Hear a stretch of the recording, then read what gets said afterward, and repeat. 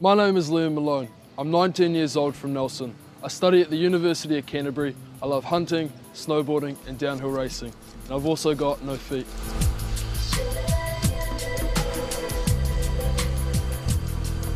Liam was born with bilateral fibular hemimelia, an extremely rare and unpredictable condition that makes him literally 1 in a million.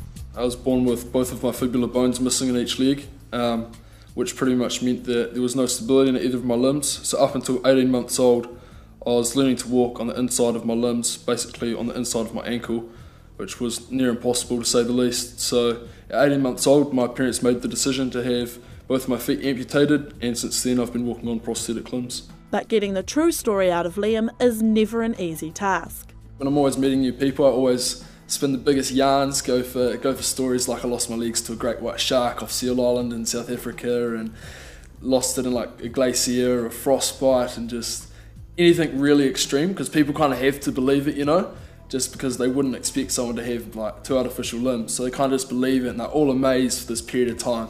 And then I tell them, they're just like, oh, such a dick. His chance to have some fun before he has to answer the usual list of questions. All the basic things: can you drive, can you ride a bike, can you run? Because they think it's much more of a disadvantage than it really is. They kind of like make me out to be like a paraplegic type of thing, where I can't really do anything, but it's not like that at all. So they're always like really surprised that I can.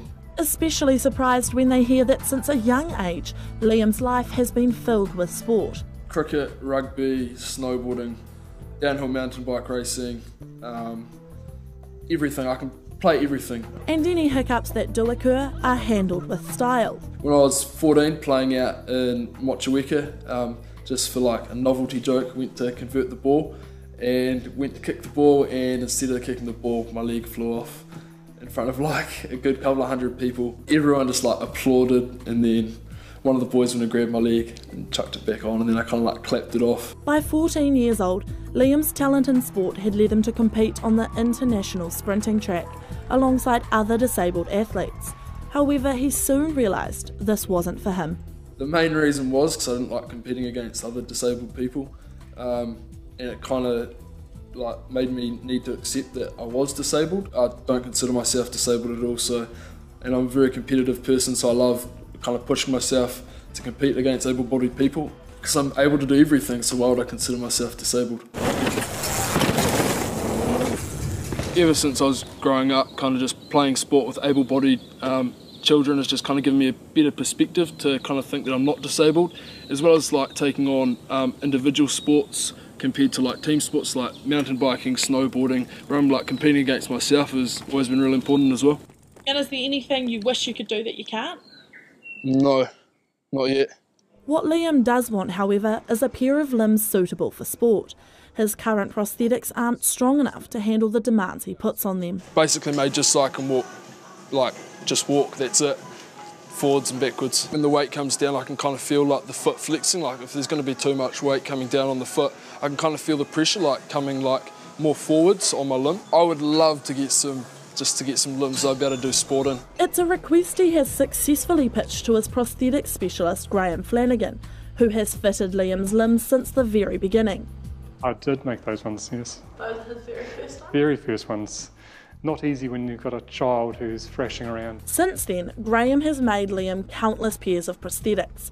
His current ones, worth $12,000, help him to walk with ease. We have a carbon fibre section within the foot which goes right through to the toes and through to the heel, and the foot is designed to bend and act as naturally as possible to mimic normal walking. Despite it being an extremely rare condition, now, thanks to Liam, it is one Graham is very familiar with. So the fibula is the bone that runs down the outside of the leg, and it actually stabilises the ankle. So Liam was born without that bone. What they did was actually grafted the heel section onto the end of the stump. So when they took out all the foot, they then took the heel, because that's a nice strong bit of skin, and sutured it onto the bottom of the stump here. But lately, weight bearing on the stumps has become difficult for Liam. After as little as 20 minutes walking, he experiences a numbing pain, something surgeons are now looking into. The bottom bit of the heel has slipped around to the side possibly, and they're thinking about reshaping it, putting it on the bottom to bear the weight more. The surgery would help make carrying his own weight less painful, but it wouldn't stop Liam's prosthetics from struggling under the extra weight he puts on them at the gym. If you do weights, you start to overstress the feet because they're just not designed for that.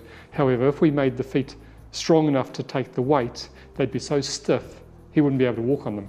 By doing weights, you're overstressing the carbon fibre, and then the carbon fibre will start to delaminate. And that's not the only issue Liam encounters when going for a workout. So when I was 14, joined the gym for the first time, I had the personal trainer kind of taking me around, showing me all the different machines, etc. And he came to calf raises, and then I was just like, there's going to be a slight problem here. And he's like, what's wrong? And I was like, I don't have feet, eh? And he's like, you what? You don't have feet? And I was like, yeah, don't have feet, eh? Like, showed him, he's just like, oh my God, man. So awkward. Awkward moments like these are something Liam's good friends Georgia and Alice have learned to laugh at. I just opened his wardrobe and there, sitting there was just a foot. We just absolutely lost it. We were like, what's this here for? He was like, oh, you know, just a spare foot in case I need it. Just his foot. And then he was being really annoying, so we went into his room and sort of Took his foot. and hung it on the door. Oh my God, it was worst as well. Take the piss out of me completely, which is awesome because I wouldn't have it any other way. So yeah, the way that he is about it is the best way to be, because it's been like that his whole life and he can't change it. So his attitude towards it is amazing, I think. But of course, there has been rough patches. There's been points where I've been kind of down about it, but not really. It's kind of just to do with other factors that are happening around, and then you think about it and it's like, oh, life's so bad. So when I was 12, my mum was diagnosed with cancer, and she was kind of like the biggest inspiration in my life up until the day she died. So that was it, yeah. She always just kind of gave me a positive outlook on life. She was always there for me, especially during growing up in my school years. So I don't even know how to explain how I deal with it. I kind of just have to accept it. There's no real other way to do it apart from thinking about life could be worse. I could be a paraplegic in a wheelchair, and to make the most of what I got, use it as an opportunity rather than a disadvantage type of thing. That's all you can do. I'd be screwed if I didn't have this outlook. Yeah. Despite expectation, at 19 years old, Liam Malone has already got more out of life than most, and without even realising it, he has redefined what it really means to live life without limits. Life's been different a little bit. It's a different outlook on life, I guess, than what most people would get. It makes me appreciate things more than probably what most people would. Life's good, life's easy, so no complaints.